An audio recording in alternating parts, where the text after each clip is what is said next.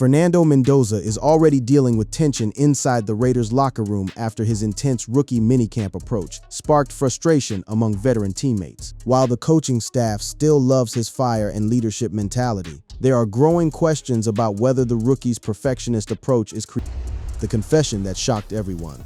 Fernando Mendoza sat in the Las Vegas Raiders facility, barely a week removed from hearing his name called first in the 2026 NFL Draft. The cameras were rolling for the Raiders team website, and instead of giving the standard rehearsed answers about being honored and working hard, Mendoza said something that made headlines across every sports outlet in the country. He said, "Although I've come off as very humble and pretty fuzzy and warm at the end of my Indiana career, when you have that equity, you're able to be like no." 4 Brett Favre and no. 12 Aaron Rodgers. If you ask my teammates, I wasn't always a nice guy. I was an a-hole sometimes because I wanted everyone to do their 1/11th. Everyone to do their job, hold everyone to a high standard. The no. 1 overall pick in the 2026 NFL Draft, a guy who led Indiana to a 16-0 national championship season, who won the Heisman Trophy, who has a squeaky clean image built around Catholic faith and charity work, just openly admitted he was difficult to play with. He compared himself to Brett Favre and Aaron Rodgers, 2 quarterbacks famous for holding teammates to impossible standards, and sometimes crossing the line while doing it. Mendoza's clean-cut image shouldn't be misinterpreted, he said. In leading Indiana to a national championship last season,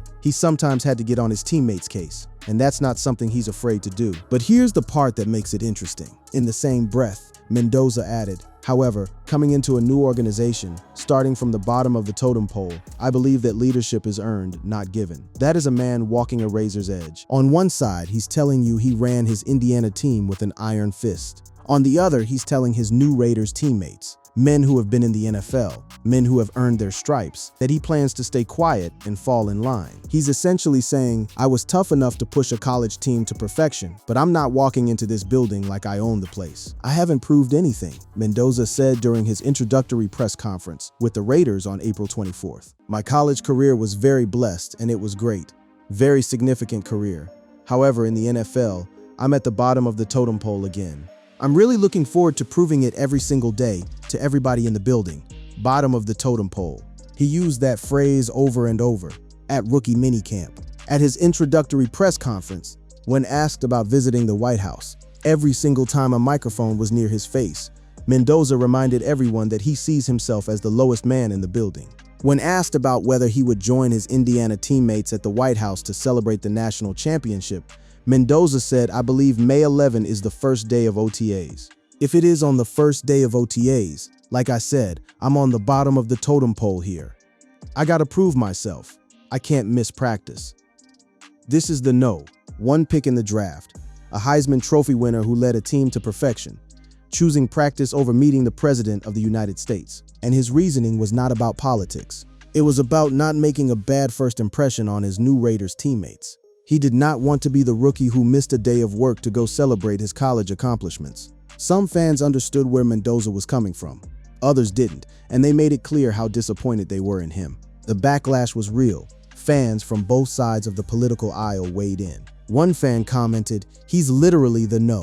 1 pick. With great power comes great responsibility." Others saw dedication. "He's got a good excuse. He's trying to make his bones in the NFL, and it's good that he's taking it serious." But the White House decision was just the surface. Underneath all of it, the a-hole comments, the totem pole talk, the refusal to celebrate. There's a far deeper story about a quarterback who almost never played football at this level at all.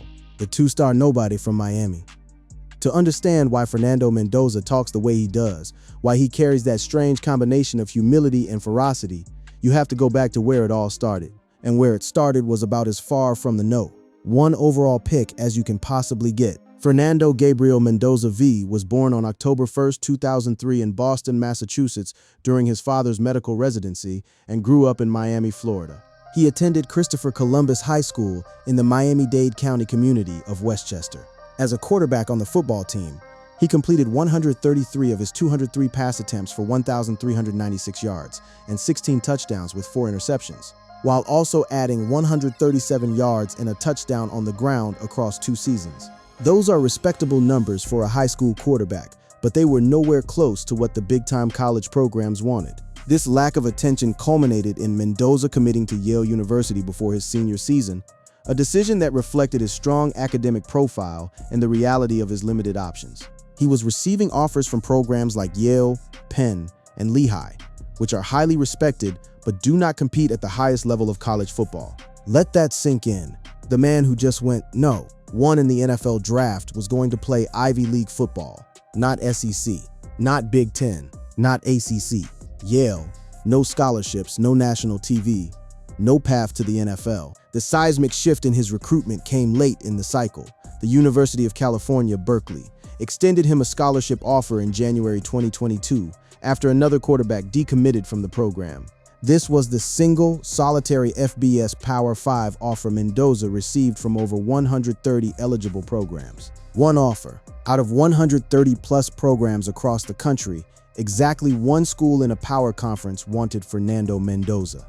And they only wanted him because somebody else said no first. Cal's offensive coordinator, Bill Musgrave, had received a tip about this two-star high school prospect from Miami, who was committed to Yale. Musgrave had been searching for a quarterback recruit after Justin Martin had decommitted from Cal months earlier, and Mendoza became a last-gasp target. Mendoza was a late Cal signee with few people noticing. He was a two-star recruit, a last-resort option, heading to a program that finished in the middle of the pack most years. Nobody was watching. Nobody was expecting anything extraordinary to come out of this. Mendoza redshirted during the 2022 season. He earned his first career start in Week 6 of the 2023 season against Oregon State. He wasn't even the starter from the beginning of his second year. He had to wait and then seize the opportunity when injuries and circumstances opened the door. In 8 starts as a redshirt freshman, he completed 63% of his passes for 1,708 yards and 14 touchdowns, leading the Golden Bears to a 6-7 record and an Independence Bowl appearance. It wasn't spectacular. It was solid. It was good enough to come back the next year and compete again for the starting job, and he had to compete.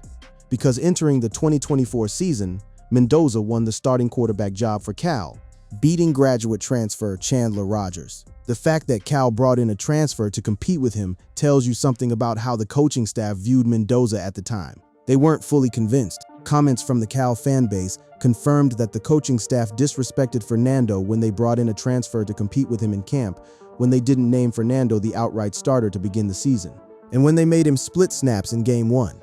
Despite all that, Mendoza pushed through and had a breakout 2024 season. His only FBS scholarship offer came from Cal, and he had a breakout season as a redshirt sophomore, passing for 3,004 yards and 16 touchdowns. But here's where heartbreak entered the picture. Mendoza's final season at Cal began with promise. The Bears opened 3-0, highlighted by a significant road win at Auburn. That momentum carried into a high-stakes matchup against No. 8 Miami, where College Game Day was in attendance. Cal jumped to a 35-10 lead in the third quarter, but it suffered a crushing defeat after surrendering 2 late touchdowns, including one with 26 seconds left. The loss triggered a downward spiral, and Berkeley dropped 4 consecutive games by a combined 9 points, a stretch Mendoza described as devastating. The pain of watching that kind of collapse, 4 straight losses by a total of 9 points, is the kind of thing that breaks a program apart from the inside. And it did. The traitor who left Cal in ruins. On December 11, 2024, Fernando Mendoza announced he was entering the transfer portal. He thanked his teammates, the Cal coaching staff, and the Cal community for his time in Berkeley. 12 days later, on December 23, 2024, Mendoza announced his decision to transfer to Indiana University Bloomington to play for the Hoosiers. The reaction from the Cal community was volcanic. After being labeled a traitor for transferring from Cal to Indiana, the quarterback faced doubts and criticism. Fans who had watched him grow from a 2-star nobody into the starting quarterback felt personally betrayed. They had invested in this kid. They had cheered for him through those agonizing close losses. And now he was leaving for greener pastures. But the fallout went beyond hurt feelings. Former Cal quarterback Fernando Mendoza admits feeling a little bit guilty, that his departure from Berkeley may have triggered the subsequent exit of players, including running back Jaden Ott and tight end Jack Indries. When the starting quarterback leaves, it sends a signal to everyone else in the locker room. If the guy leading the huddle doesn't believe the ship can be righted, why should anyone else stay? Mendoza acknowledged the ripple effect, saying, "At the end of the day, I feel a little bit guilty because I feel like if I would have stayed, Maybe there would have been a greater chance of all three of us staying together because of that connection we had, referencing his bond with running back Jaden Ott, who transferred to Oklahoma, and tight end Jack Endries, who moved on to Texas. The Cal exodus was sweeping and devastating. The emotional fallout was compounded by internal turmoil. Cal's offseason was defined by unrest, including reports that new offensive coordinator Brian Harsin accelerated player departures. A power struggle also unfolded within the program, ending with Ron Rivera being placed in charge of head coach Justin Wilcox. What had been a promising program spiraled into dysfunction almost overnight. Cal had very little running game to complement its passing attack the following season. The Bears ranked 133rd of 134 FBS teams in rushing offense. Without Mendoza, without Ott, without Endries, Cal was a skeleton of itself. So why did Mendoza choose Indiana of all places? When discussing his transfer, Mendoza said he viewed Indiana as the best place for growth, choosing the program over blue bloods like Georgia and Missouri, because head coach Curt Cignetti promised to turn him into the best Fernando Mendoza possible. He didn't go to the biggest brand. He didn't chase the highest NIL deal. He chose a school that frankly had never been a football powerhouse in its entire history, because he believed in the coaching staff's ability to develop him. Mendoza said, if I were to come to Indiana, that I would develop as a quarterback, I'd get great coaching, and I would be able to be the best Fernando Mendoza that I could be. There was also a deeply personal factor. Another reason Mendoza decided to go to Bloomington was his younger brother, Alberto, who was already a redshirt freshman quarterback at Indiana. My brother was here. He knows all the intricacies of the school, the goods, the bad, the excellent, Mendoza said. The extra information that Indiana brought, plus having the aspect of being able to play with my brother, develop with him, and just unite with him was also an additional gaining factor for Indiana. But none of these explanations mattered to the people calling him a traitor. They saw a quarterback who abandoned a program in its darkest hour, triggered a mass exodus, and then went to go chase glory somewhere else. And that label, traitor, would follow Mendoza all the way through the 2025 season. Mendoza was hurt by the rumors and name-calling, but he remained focused on improving his game and building relationships with his new teammates. He had to prove that leaving wasn't about running away. It was about running towards something bigger, the perfect season, and the rise to no. 1. What followed Mendoza's arrival in Bloomington was one of the most remarkable individual seasons in college football history. The traitor from Cal proceeded to dismantle every opponent Indiana faced with surgical precision and relentless consistency. In a season that saw Indiana win its first national championship in program history and go 16-0 in the process, Mendoza totaled 3,535 passing yards, 41 passing touchdowns, 6 interceptions, and a 182.9 passer rating, while completing 72.0% of his passes. 41 touchdowns, 6 interceptions, an undefeated season, a national championship. Those numbers are staggering on their own, but they become almost absurd when you remember this is a kid who had one FBS scholarship offer 3 years earlier. He led the Big Ten in passing touchdowns and passer rating, helping Mendoza win the 2025 Heisman Trophy and Big Ten Offensive Player of the Year honors. He also rushed for 276 yards and 7 touchdowns. But it wasn't just the volume of his production. It was the moments where he stepped up under the brightest lights. In a 27-24 road win against the Penn State Nittany Lions, Mendoza completed 19 of 30 passes for 218 yards, 1 touchdown, and 1 interception, adding a rushing touchdown. The passing touchdown to receiver Omar Cooper Jr. came in the final moments of the game to take the lead and was widely described as a Heisman moment. He beat won Ohio State in the Big Ten championship. Mendoza threw for 222 yards and a touchdown, leading Indiana to a 13-10 victory and their first Big Ten title since 1967. He demolished Alabama in the Rose Bowl. He completed 14 of 16 passes for 192 yards and 3 touchdowns, defeating the 9 Alabama Crimson Tide 38-3. He destroyed Oregon in the Peach Bowl. Mendoza completed 17 of 20 passes for 177 yards and 5 touchdowns while defeating Oregon 56-22. And then came the championship game itself. In the 2026 College Football Playoff National Championship against the Miami Hurricanes, he completed 16 passes for 186 yards while also rushing for a 12-yard touchdown, leading the Hoosiers to a 27-21 victory. and the school's first ever national title. This is where that Ojo leadership style came into play. Mendoza didn't just perform. He drove every single player around him to perform at a level Indiana had never reached before. When you go 16-0, there are going to be days in practice where the energy dips, where guys start coasting, where the human tendency to get comfortable kicks in. And by his own admission, Mendoza wasn't having it. He pushed. He demanded.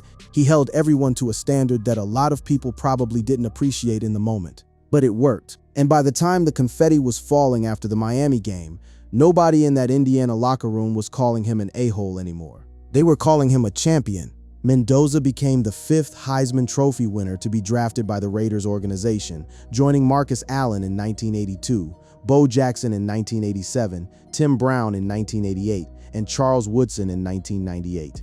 The Raiders held the #1 pick in the 2026 draft, ever since the Hoosiers beat Miami for the national championship in January.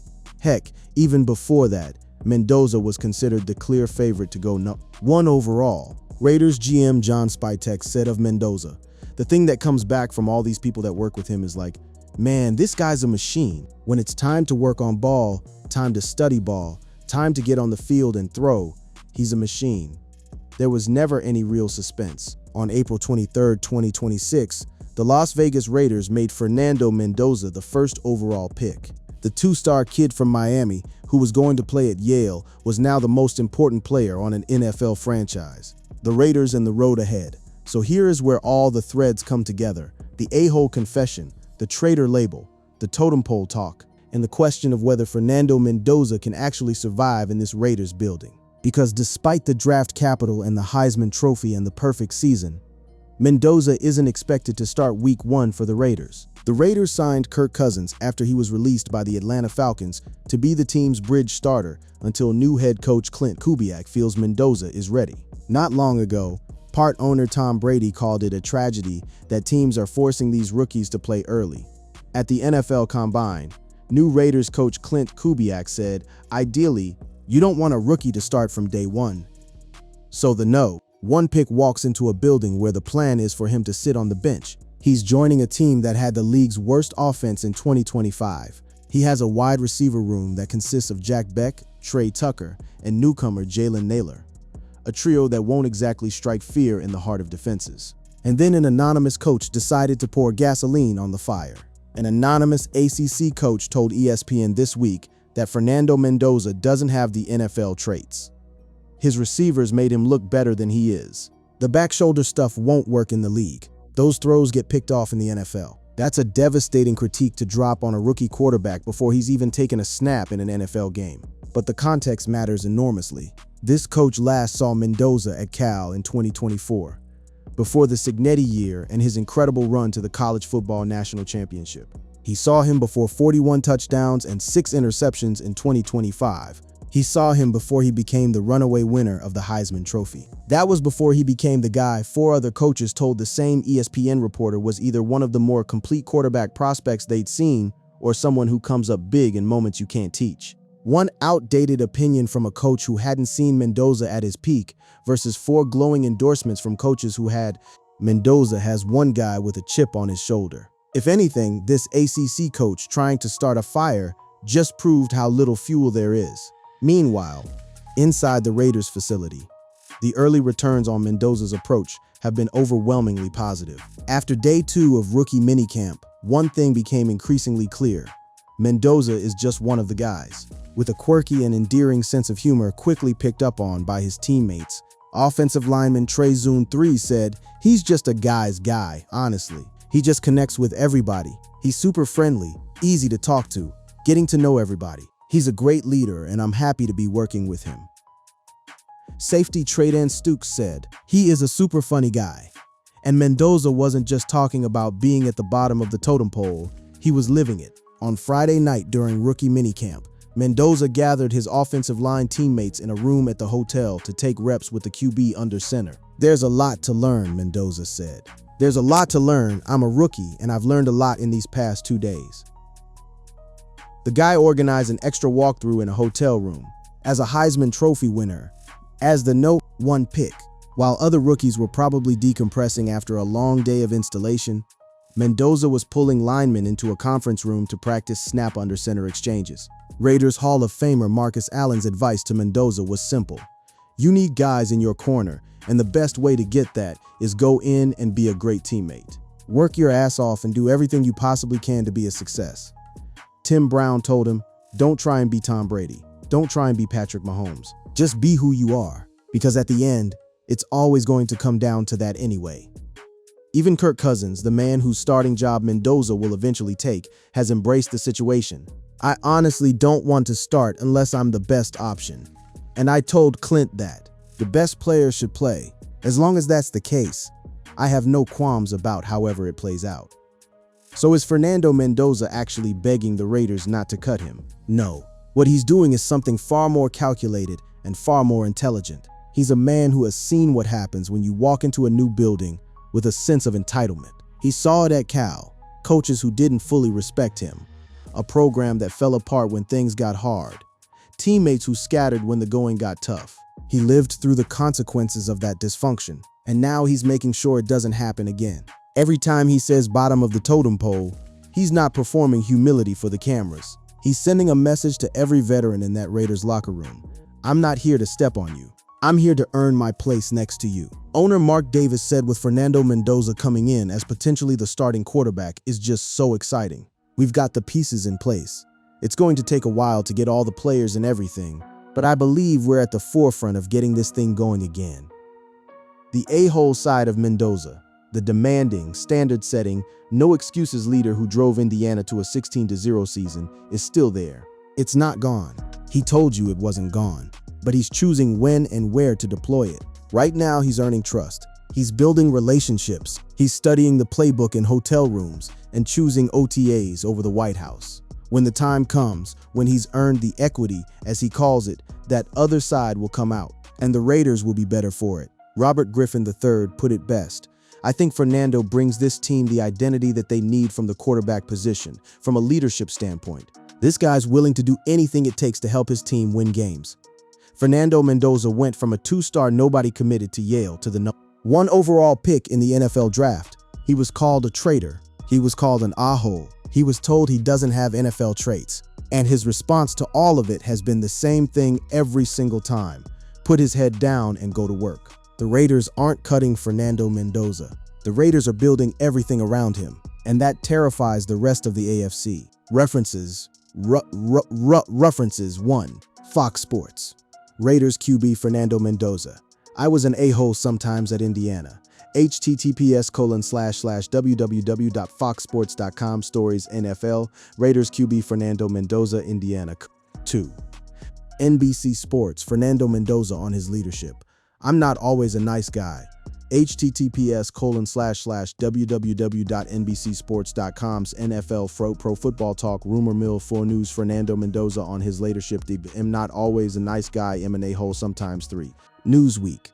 Raiders Hall of Famer warns. Fernando Mendoza against one thing. https://www.newsweek.com Sports NFL. Raiders Hall of Famer warns. Fernando Mendoza against one thing. 11-926-376. 4. Yahoo Sports. New Raiders QB Fernando Mendoza non-committal about visiting White House. https://sports.yahoo.com/college football breaking news article. New Raiders QB Fernando Mendoza non-committal about visiting White House with Indiana teammates. Dub 0133505664.html. 5.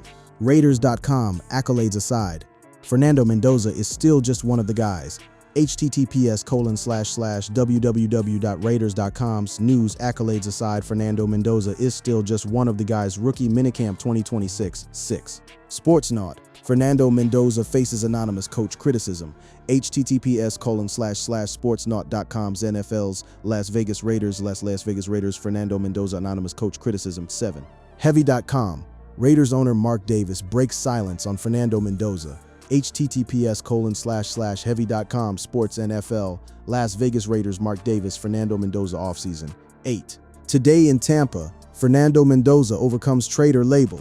https://nationaltoday.com/yus flef left Tampa flef news 2026-04-13 Fernando Mendoza overcomes traitor label to lead Indiana to national titles/9.